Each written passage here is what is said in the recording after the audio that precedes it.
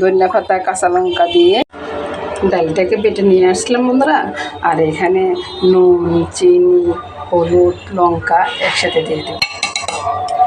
তারপরে সাথে দিয়ে দেব ধনিয়া পাতা কুচি আর কাঁচা লঙ্কাটা একটু বেশিয়ে দিলাম।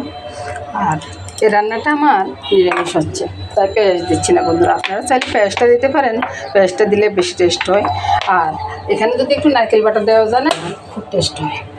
আর এর সাথে আমি রেগুলার রান্নার তেলটা দিয়ে দিলাম। আপনারা চাইলে বন্ধুরা সর্ষের তেলটা দিতে পারেন, সর্ষের তেলটা দিলে ভালো হয়। এগুলোকে ভালোভাবে মেখে নিব।